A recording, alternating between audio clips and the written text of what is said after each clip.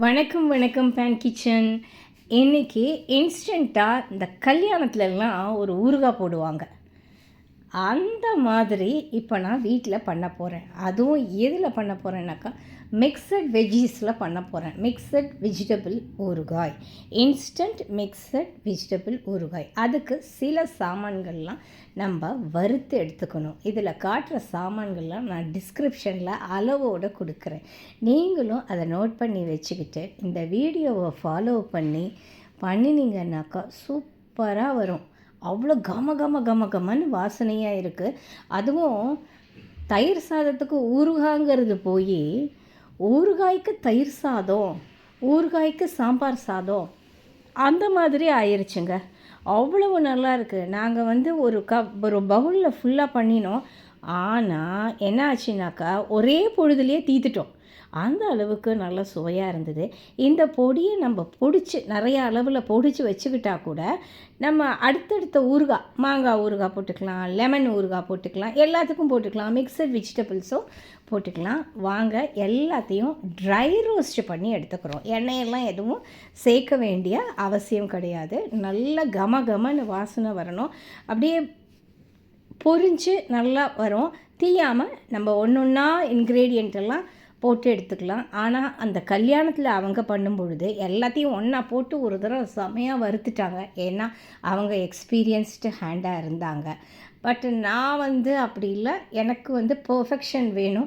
First time பண்ணுறேன் அப்படிங்கிறதுனால ஒன்றையாக போட்டு நல்லா வறுத்து எடுத்திருக்கேன். இதை நான் தட்டில் கொட்டி நல்லா ஆறினத்துக்கு அப்புறமா நல்லா பொடிச்சு எடுத்துன்னு வந்துட்டோம் அப்படின்னாக்கா கருவேப்பிலையும் நல்லா ஒரு 2 ஆர்க்கு கருவேப்பிலையும் நல்லா பொரித்து எடுத்துன்னு வரேன். அதோடு சேர்த்து போட்டு எடுத்துக்கணும். இன்றைக்கி நான் யூஸ் பண்ணியிருக்கிற வெஜிடபிள்ஸ்லாம் என்னென்ன அப்படின்னு பார்த்தாக்கா மாங்காய், கேரட்டு, லெமனு, ஒரு மிளகாய். அதுவும் இந்த குண்டு மிளகாய் தான், சாதா மிளகாய் கிடையாது, காரம் இல்லாத மிளகாய்.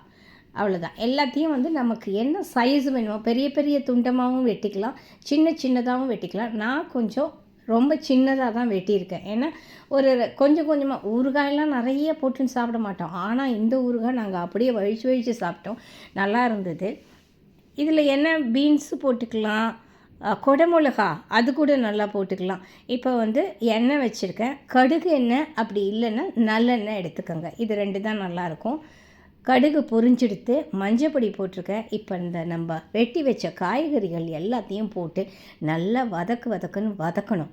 அது அந்த எண்ணெயிலேயே நல்லா வதங்கி வெந்து வந்துடும்.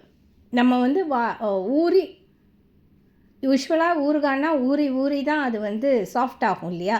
ஆனால் இது நல்லா வதங்கி வரும்பொழுதே சாஃப்ட் ஆகிடுது. ஏன்னா இன்ஸ்டண்ட்டாக நம்ம போடுறோம் இல்லையா? ரொம்ப சுவையாக இருக்குங்க. நான் சுவைங்கிற மட்டும் நீங்கள் பண்ணி பார்த்துட்டு எனக்கு ஃபீட்பேக் கொடுங்க. அவ்வளோ அருமையாக இருக்குது. இப்போ தேவையான உப்பு போட்டுக்கலாம்.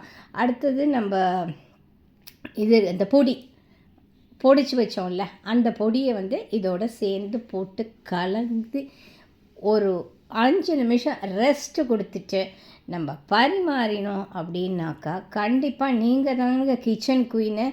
அந்த அளவுக்கு சூப்பராக இருக்குது. இது நீங்கள் செஞ்சு பார்த்துட்டு நான் என்னடா இந்த மேடம் இப்படி சொல்கிறாங்களே அப்படின்னு நினைக்காதீங்க. செஞ்சு பார்த்துட்டு, ஏன்னா நான் செஞ்சதுனால தான் எல்லாருக்கும் இந்த வீடியோ போய் சேரணும், இந்த ரெசிபி போய் சேரணுங்கிறதுக்காக நான் அப்லோட் கொடுக்குறேன். நீங்கள் செஞ்சு பாருங்கள். இன்ஸ்டண்ட்டாக எனக்கு தெரிஞ்சு இந்த ஊறுகாய் நாங்கள் 3 பேர் சாப்பிட்டோம். பிரான்ச் பண்ணும்போது பண்ணியிருந்தேன், கொஞ்சம் கூட மீறலை. அப்படியே 3 பேருமே வழித்து சாப்பிட்டுட்டோம். சூப்பரான ஊறுகாய் ரெடி ஆயிடுச்சு.